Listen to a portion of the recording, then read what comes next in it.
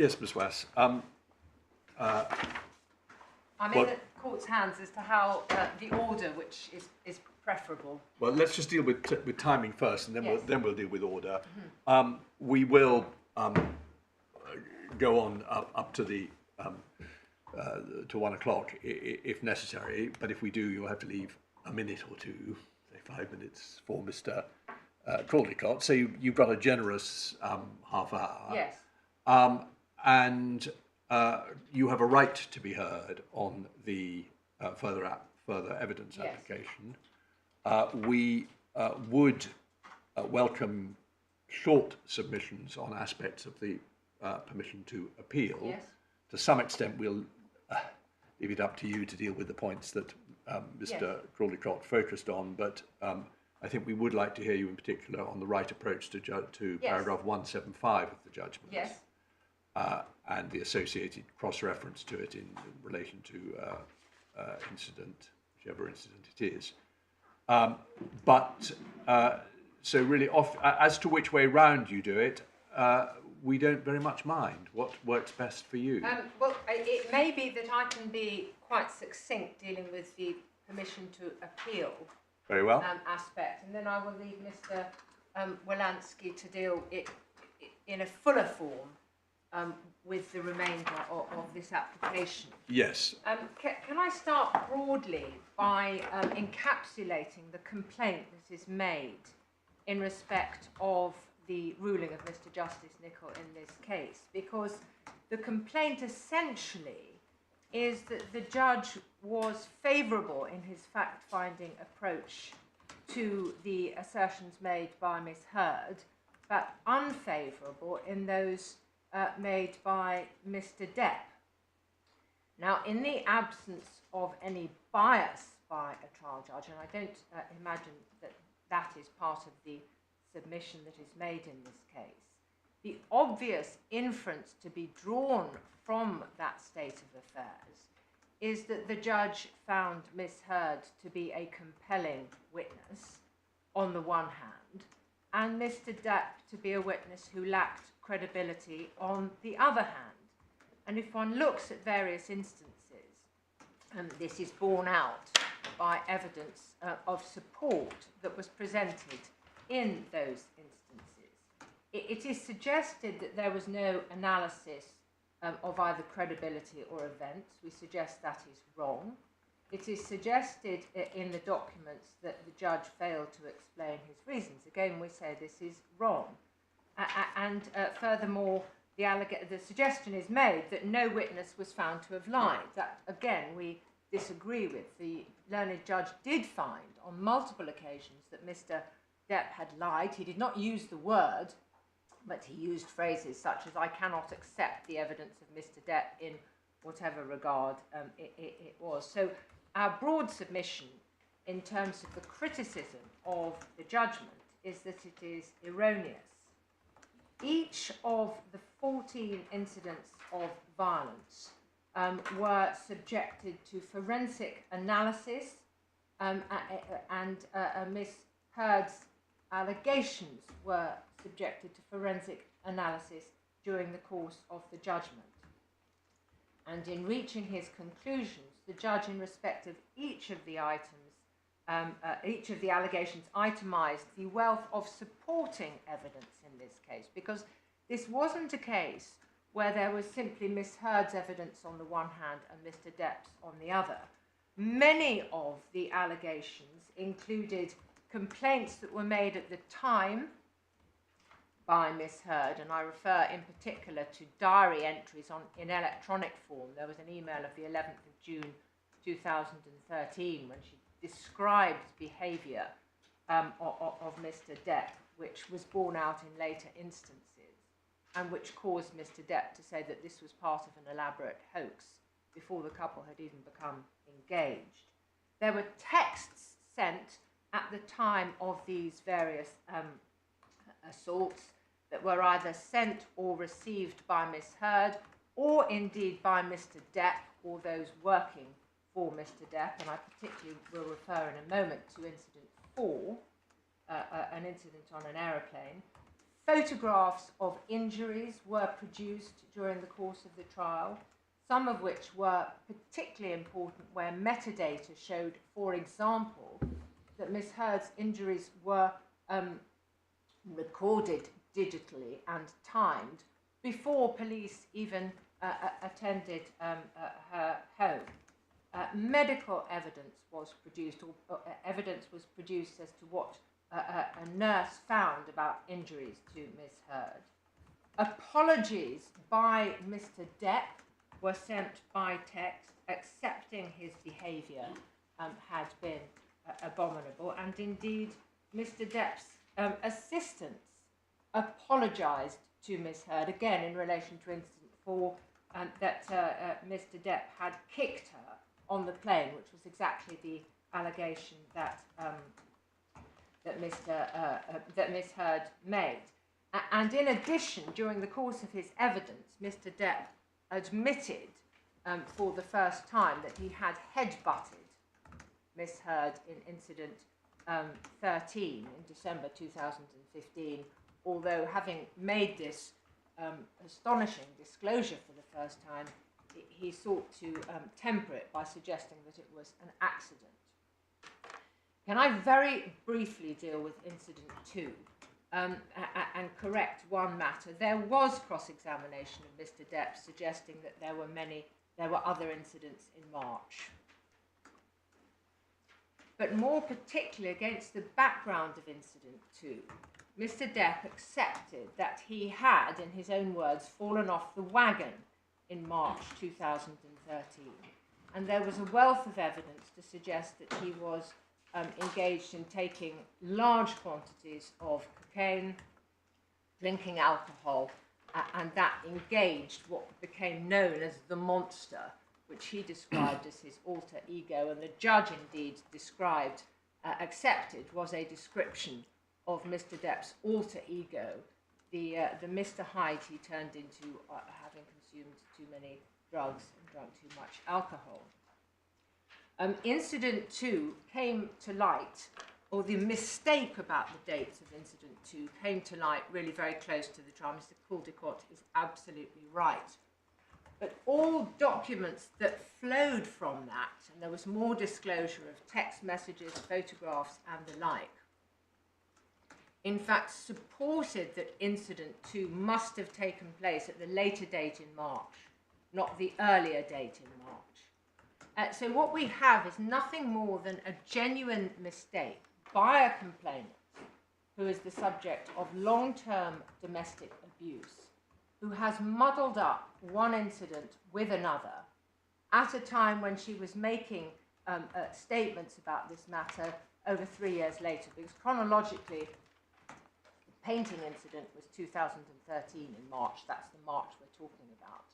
And the marriage only came to an end in May 16, when, of course, all this was put in documentary form for proceedings and the like. So a mistake about a date can hardly, in our submission, be fundamental to a witness's credibility.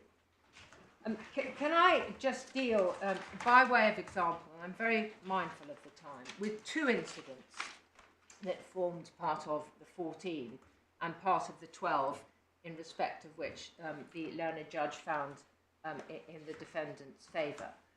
And they are Incident 4 and Incident 8. Incident 4 dealt with a plane journey from Boston to Los Angeles, during which the allegation made by Miss Heard was that the defendant arrived on the aeroplane drunk, under the influence of alcohol. He was argumentative, and he kicked her in the back.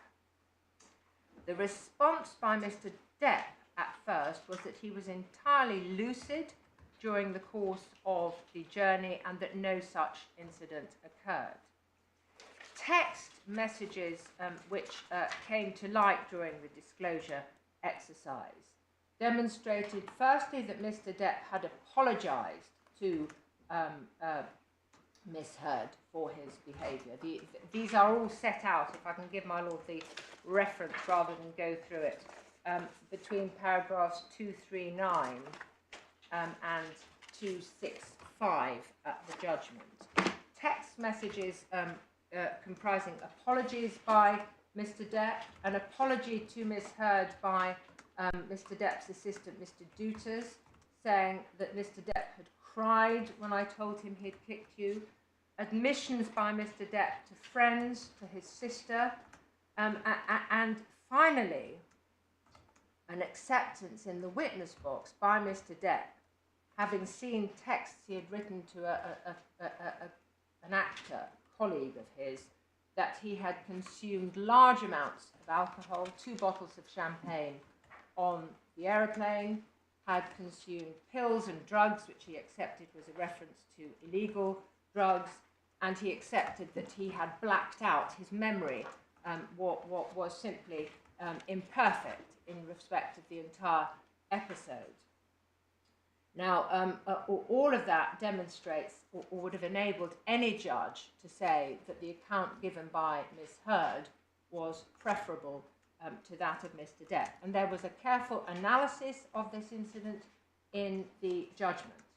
And any of the criticism made simply it cannot be applied to that episode. But more importantly, Miss Heard was never cross-examined about that incident on the aeroplane, and her evidence remained uncontradicted. And the judge found that Mr Depp had kicked her. A complaint is made in the schedule, which is at tab, I know my lords are aware of it, B1, where items are, each allegation is set and they're saying no judicial findings. Complaint is made in relation to item incident 4, that the judge did not make any findings about the fact that Mr Depp threw objects at Miss Heard or pushed a chair at Miss Heard.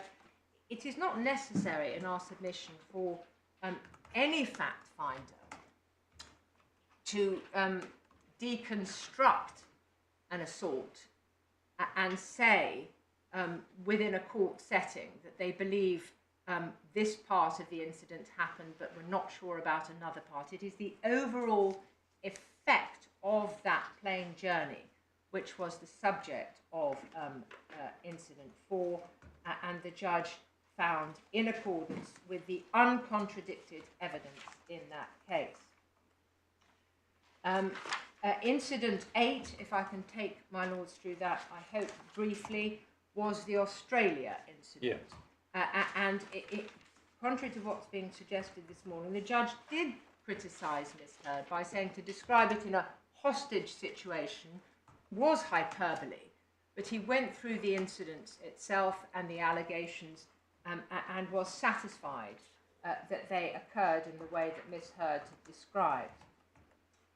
It has to be borne in mind that again Mr Depp was proved to have lied about his drug intake immediately before and during that incident. And again, during the in the course of the judgment, which can be found in relation to incident 8 between paragraphs 287 and 370, the judge goes through what became known as the Nathan Holmes drug texts. Before Miss Heard even arrived in Australia, Mr Depp was involved in securing that he had adequate quantities of cocaine and pills, happy pills as he called them. The texts by Mr Depp again supported Miss Heard's case on that incident, but did not support the case that he tried to advance at trial. Mr Depp admitted that he had cut off his own finger during the course of this incident. Not cut off. Cut his own finger. Yeah. I think he actually used the word "I cut off my finger," but that is not accurate. He did, but it's not what happened. There's absolutely, and I apologise. But it was serious injury to his Yes, finger. he did serious injury to his finger, and instead of seeking medical attention, his immediate following text was to demand more cocaine. Mr Depp admitted on his own, in his own evidence, that it was he who used the blood from the seriously injured finger to deface property in the house. Photographs were in the bundles of abusive messages written to Miss Heard, suggesting that she had been unfaithful to him. And when the blood source dried up from the finger, Mr. Depp went on to use paint, and the entire house was vandalised. Well, we've read his findings about that. Yes. Now, it was during the course of that Miss Heard said that she was assaulted in a variety of ways, one of which was that glass, which had been broken by Mr. Depp, had broken on the floor, and she had been dragged on the floor and had injuries to her forearms and injuries to the bottom of her feet. Those injuries were first of all seen by Mr. Depp's staff, as is clear from the secretly recorded 5-hour tape that emerged later, although the staff tried to absolve Mr. Depp of any responsibility. Another member of staff, having become aware of that secret recording, remembered during the course of the trial that he too had seen injuries on Miss Heard. I see exactly what you're saying about this. We've read the findings, which were very full. I'm not quite sure what particular point you're making. Are you simply making the point there was ample evidence? Well, it's not only, if I've been unclear, I apologise. It's not only that there was ample evidence, but there was ample supporting evidence. This wasn't simply one woman giving oral evidence with no support whatsoever. Just before I leave Australia, there were photographs, there were texts from Mr. Depp, there were people who saw Miss Heard injured. And when one looks at the situation globally, and it can only be described as deranged behaviour by Mr. Depp, it is certainly consistent with the way Miss Heard described not only her own assault, but the more unpleasant assault described in the confidential. Is your submission really this, that taking those two examples as your best examples, where you say there's ample supporting evidence that she was telling the truth and he was not, the judge was absolutely entitled to approach the other incidents, which were much more, she says, on the basis of the findings he made on those two, and perhaps one or two other, but those two in particular, incidents where her evidence was plainly supported. Is that the use you're making of it? Can I just qualify what my lord is suggesting? Because I don't say those were the best examples. There were other examples where there were people who saw Miss Heard's injuries, makeup artists. Yes. There were people who saw her after the May incident. And there were witnesses who heard her shouting when a telephone was thrown at her face. So we don't say these are... I wasn't saying they're the only example. I just wasn't sure why you've chosen these. What was the point you were making from these two examples? The point I'm making is that there is supporting evidence in both of those examples. There is also supporting evidence in many other examples. Yes, certainly. And the judge, clearly by refraining from simply making a fact-finding basis on the full house of all 14, was analytical and did question and apply the burden and standard of proof quite properly, because as this court has been reminded, there was hesitance to find in the Thanksgiving incident and another incident on a train. So we say that this is a perfectly rational decision, and it was analysed accordingly, and there is no reason to accede to the description that it lacked analysis on credibility or events. Yes. Now, what are you going to say about judgment? About paragraph 175 of the judgment? As far as paragraph 175 is concerned, that is the tapes. Now, Miss Heard was questioned about these tapes. These tapes were, at the highest, as my lord has described, admissions, if indeed they were genuine admissions, to one hitting incident and one throwing of a pot or pan. The the tape itself, which was referred to many times in the judgment, really amounted to it's described as argument too, but it was bickering between two people who were at in the very final stages of a relationship. And the judge was entitled to say that he was not prepared to give what was said in those tapes the same weight that he gave to a witness who came to court, who took the oath to tell the truth, and who subjected themselves to analysis, that is to say, cross-examination of what they were asserting. These were incidents that were quite different. To describe them as documentary, to describe this as documentary evidence in our submission, it is not entirely... Well, I take your point about that, but I think Mr. Caldicott's real point is that they are contemporaneous tapes containing an admission, and that, of course, there may be respects in which they're different from evidence in court and inferior to evidence in court, but in other respects they're better than evidence in court because they're what people said at the time. Well, the learned judge heard the tapes. He was asked to listen to the entire 2-hour argument and did so. It was referred to many, many times during the course of evidence in this case, and indeed closing speeches. And the judge was perfectly entitled, having seen the witnesses, having heard the witnesses, having seen how they withstood cross-examination or didn't, to say that he preferred that evidence to this evidence. And that's all he said. He was there and he was able to do so. There may be cases where, for example, where there are covert recordings by the police, people make admissions against their self-interest, and that can be extremely powerful evidence. But that was not the situation that we had in argument 2.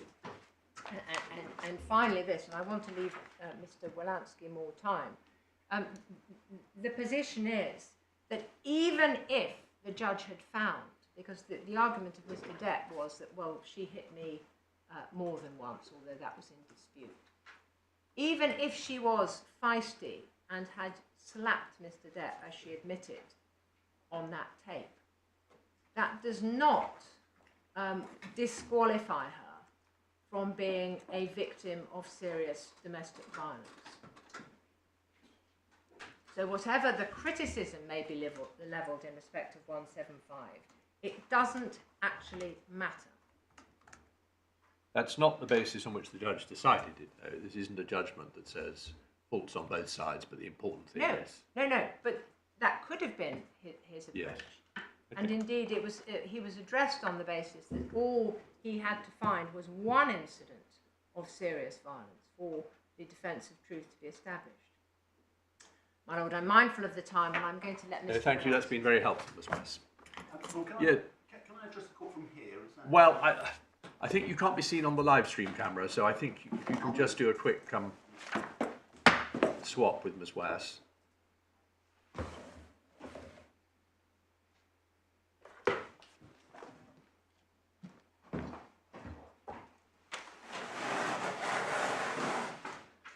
On the fresh evidence. Yes, take your time, but perhaps you are ready. Yep. I'll address, first of all, reasonable diligence, then materiality, and yes. finally say a few points on the law. Yes. Reasonable diligence, it's important to understand what this fresh evidence demonstrates. It's that Miss Heard had not yet paid all the money to these two charities which she had pledged to pay in 2016. We say there are 6 means by which the claimant and his very well-resourced team could have obtained this information before the trial started in July of 2020. First, and I'll run through them first of all and then address them in a little more detail. First, from the two charities by means of subpoena in the US proceedings, but earlier in those proceedings. Secondly, by means of subpoena or disclosure application from Miss Heard in the US proceedings, but earlier. Thirdly, and perhaps most obviously, by asking Miss Heard questions on this topic in cross-examination. Fourthly, by means of Mr Depp's accountant, Mr White, asking the charities directly for the information. Fifthly, by seeking documents relating to the payments from Miss Heard by way of third-party disclosure in the UK proceedings. And sixthly and finally, by seeking the documents from the charities for use in these proceedings, but by way of a disclosure order in the United States. Dealing with the first of those, the US proceedings, could Mr Depp have obtained the documents before? These don't need very much amplification, do they? But I'm sorry, my lord. These don't need very much amplification. They don't need very much, but I'm going to amplify right. them a little bit. The US proceedings we know started on the 1st of March of 2019. They were listed for trial on the 3rd of August of 2020. Why did it take Mr Depp's team so long to issue the subpoenas? They weren't issued till the 30th of May 2020. We don't know, because Mr Depp's legal team hasn't told us. What we do know is that once the subpoena was issued on the 30th of May, or the subpoenas were issued on the 30th of May of 2020, it took just under 7 months to obtain the documents. But that's taking into account a number of features which need not have applied had the application been made more promptly in those proceedings. I'd understood or misunderstood Mr Caldecott to say that they hadn't sought subpoenas until Miss Heard had put this point in her witness statement in February 2020. Well, that may be right. That may be right, but importantly, the issue had already come up in the US proceedings at the end of 2019. In the US proceedings, yes, but what about the UK proceedings? In the UK proceedings, the point, English proceedings. Yeah, in the English proceedings, the point hadn't come up because Miss Heard didn't address it until February. But in the US proceedings, we know that already in November of 2019, Mr Depp's legal team was asking Miss Heard to address questions on this topic by way of the request for admissions, and in December of 2019 was asking Miss Sexton questions on this topic in her deposition. So it was already a live issue at the end of 2019 in the US proceedings.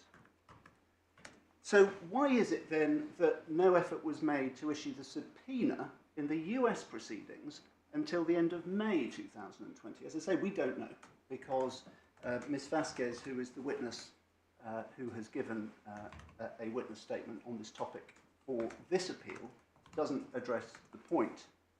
As I say, it took just under 7 months to get the documents once the subpoena had been issued in May of 2020. That includes a month of an agreed stay, if you like, whilst the hospital dealt with other matters, but it also includes a number of other delays.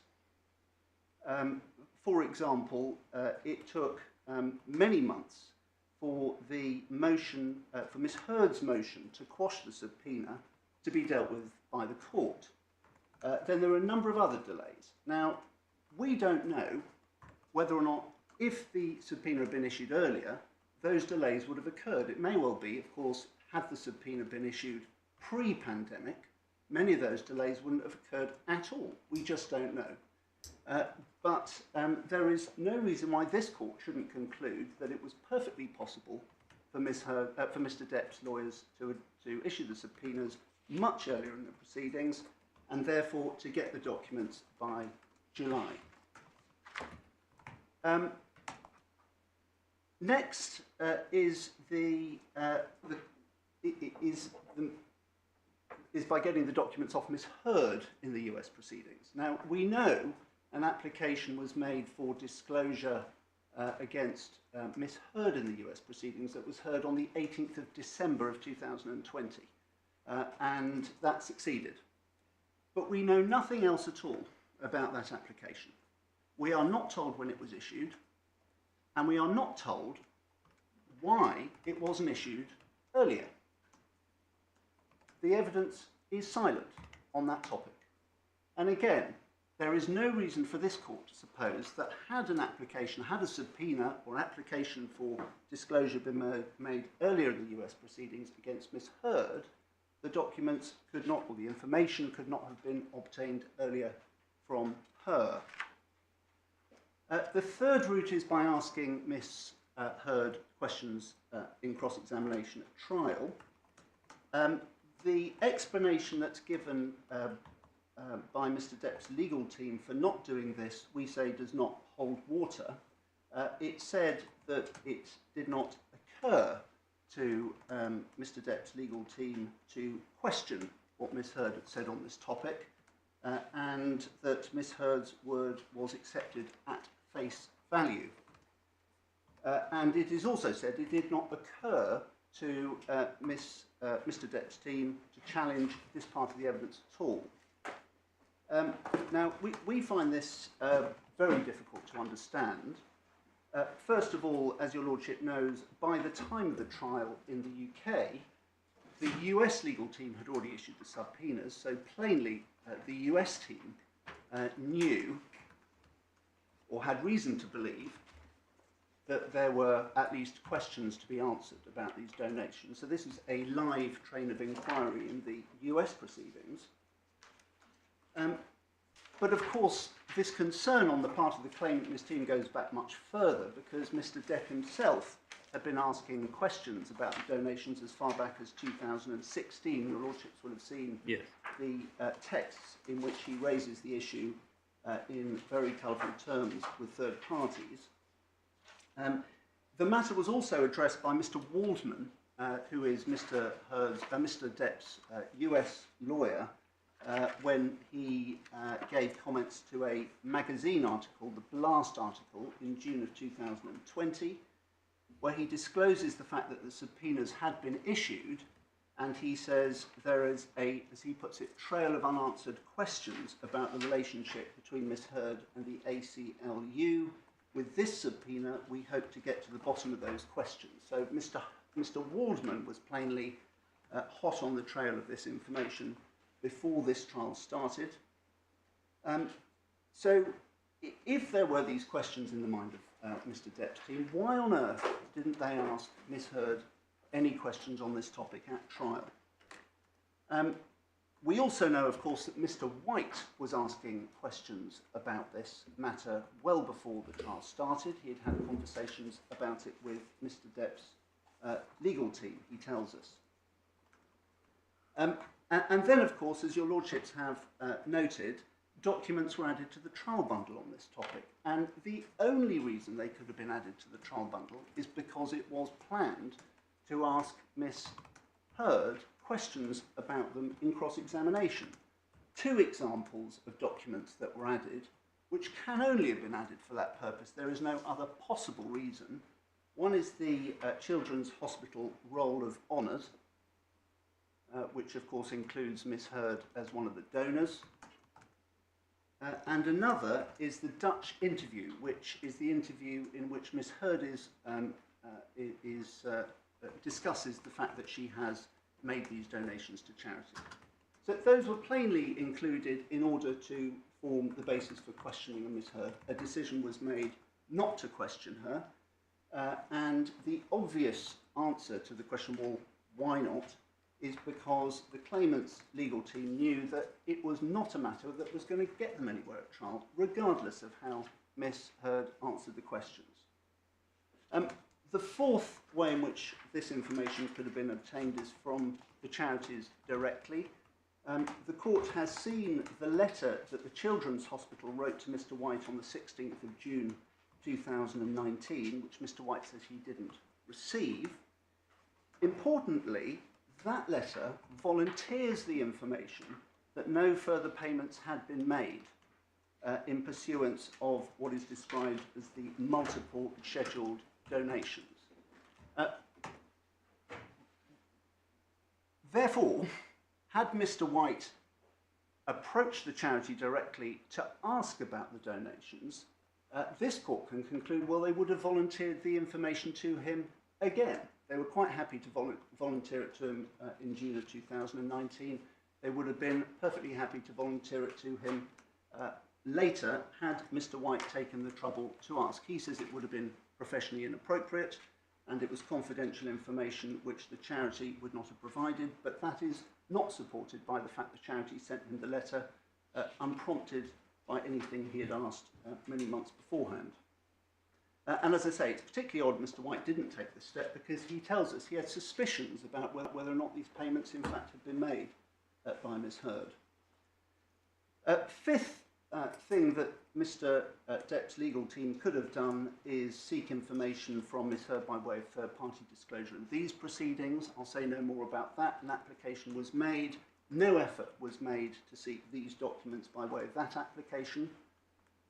And then finally, it was open to Mr Depp's legal team to issue an application in the US courts against the charities for access to the documents in pursuance of these proceedings. And the reason why we know that that might have got somewhere is because the defendants' legal team made a very similar application by way of what is known as a Section 1782 application under Article 28 of the US Code for an order compelling witnesses in the US to give evidence in the UK proceedings.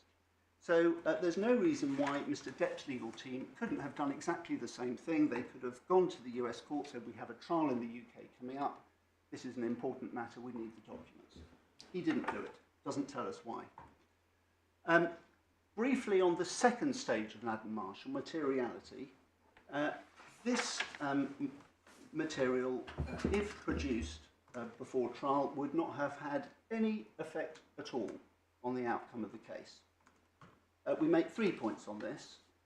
First of all, whether or not Miss Heard had donated these sums was not a pleaded issue. The judge was therefore not required to decide it. It could only have had any bearing at all on the pleaded issues if it was prayed in aid of the so-called gold digger thesis.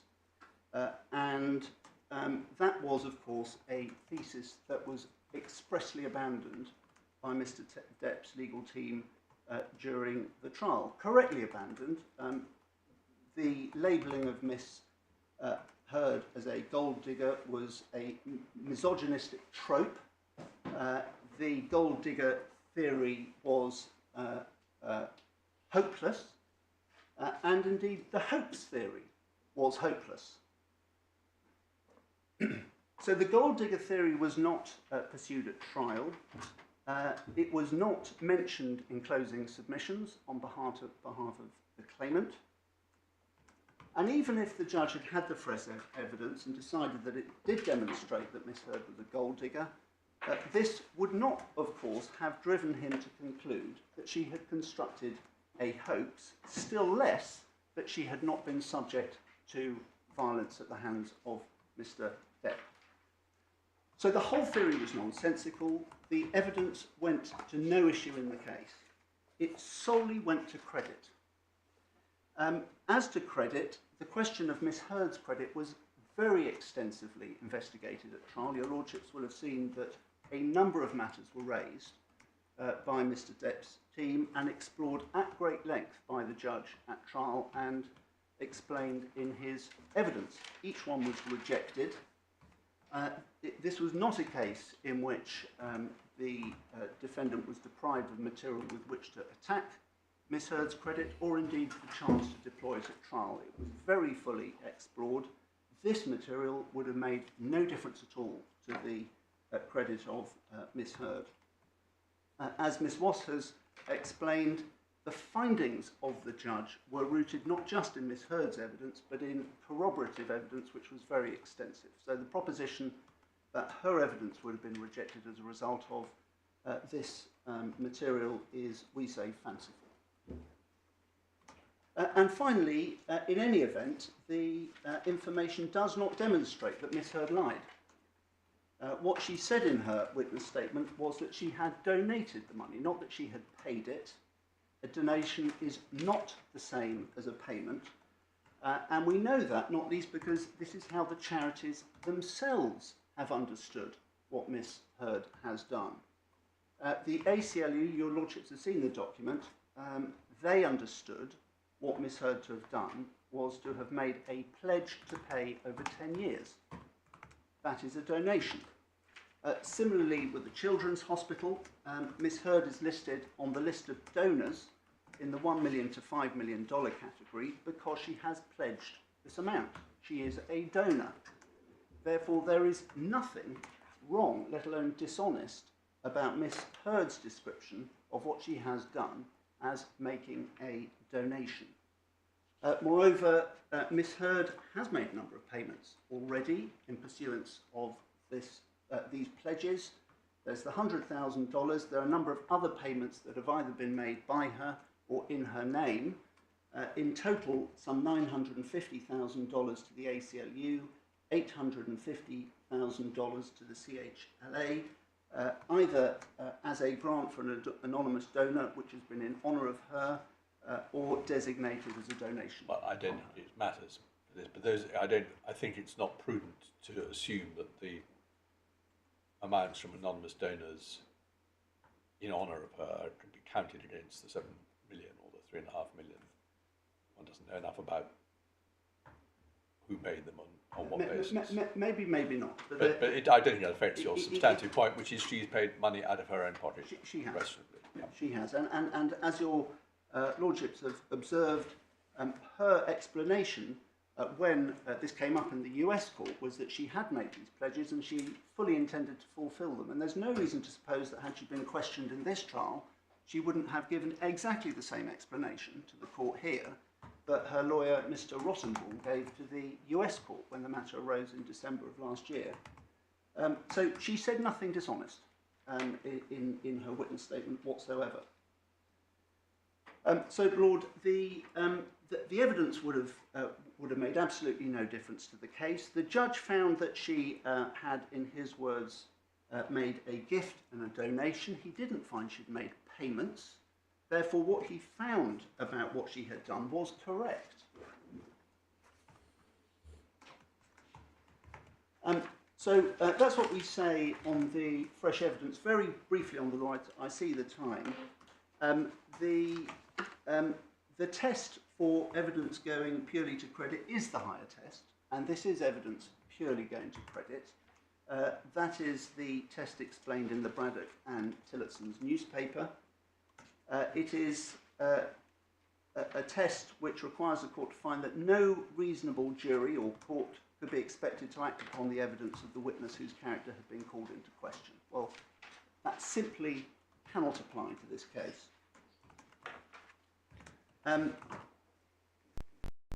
Next, there is of course no distinction to be drawn between the claimant and his legal representatives. I don't think there's any issue between us on that.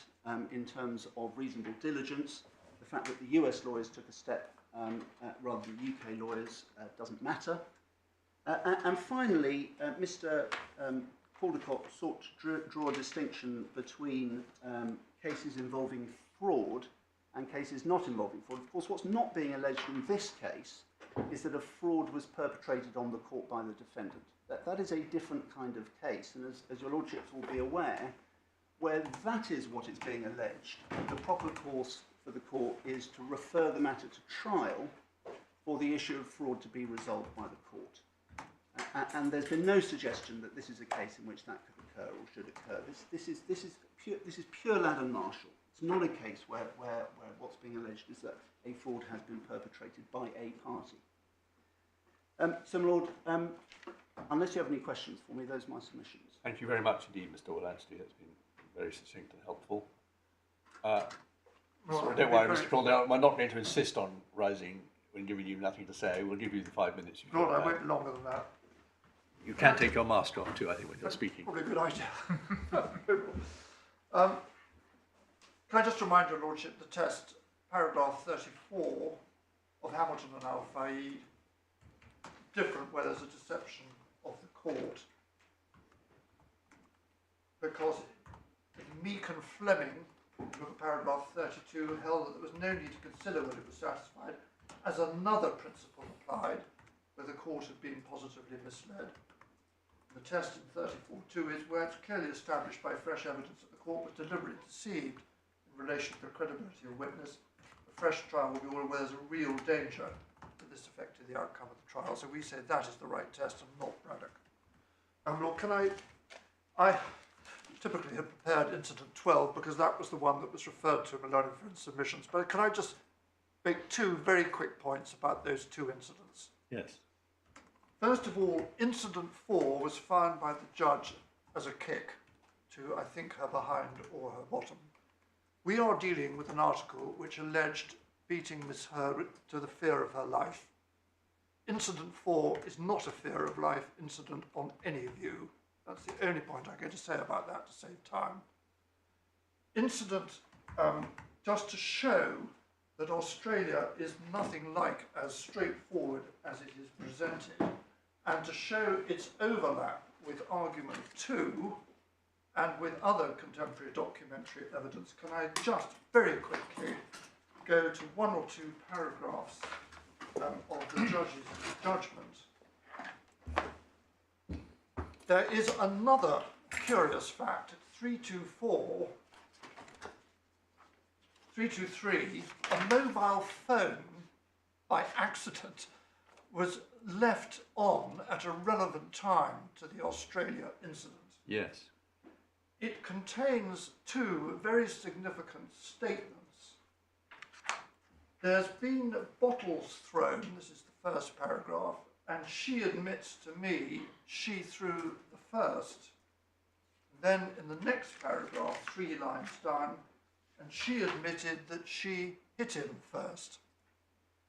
Now, argument 2 at page 10 has got a broadly similar reference to the throwing of cans by her, and this was a room, I think, where there were cans of paint. Now, I just mentioned that just to show that the contemporary documentation on this is by no means all one way.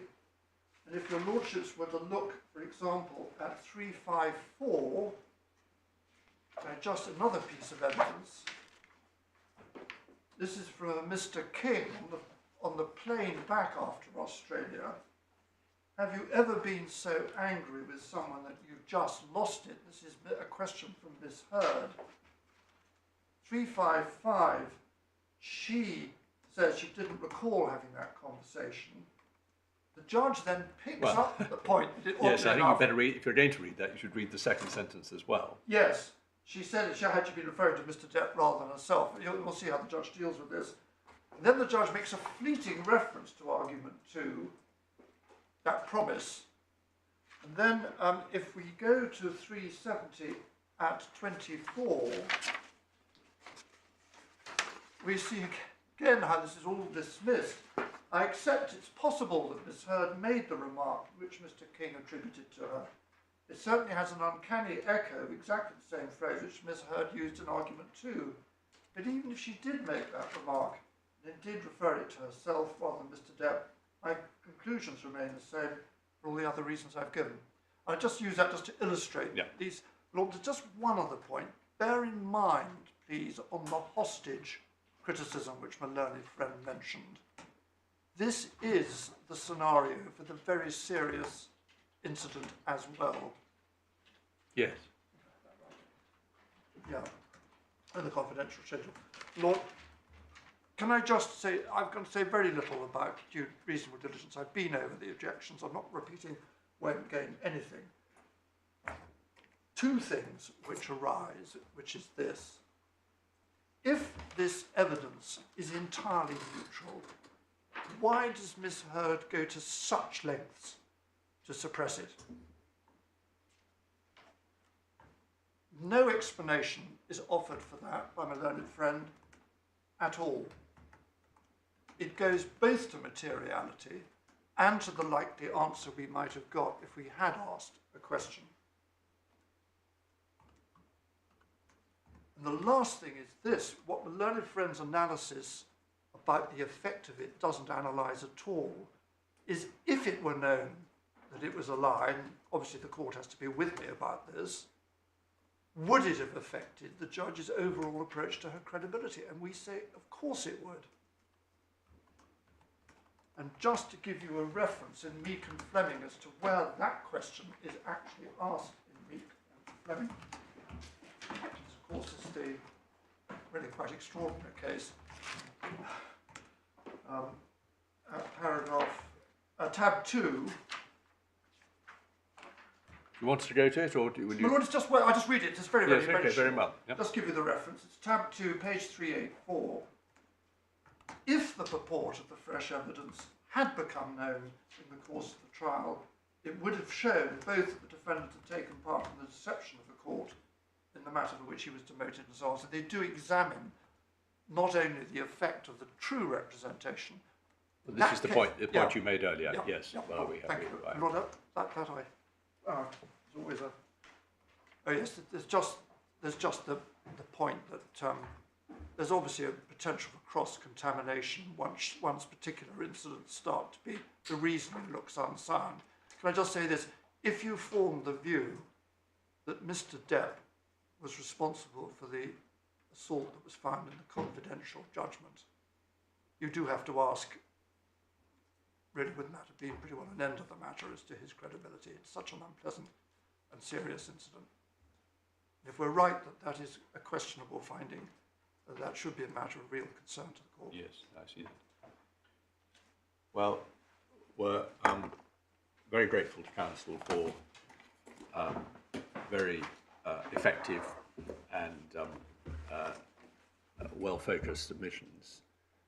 We are not going to reach an immediate decision today, but because this is a permission to appeal application, we will make it very shortly, but it will be handed down in writing in the usual way. I don't think there's anything else that we need to say. Thank you. All rise.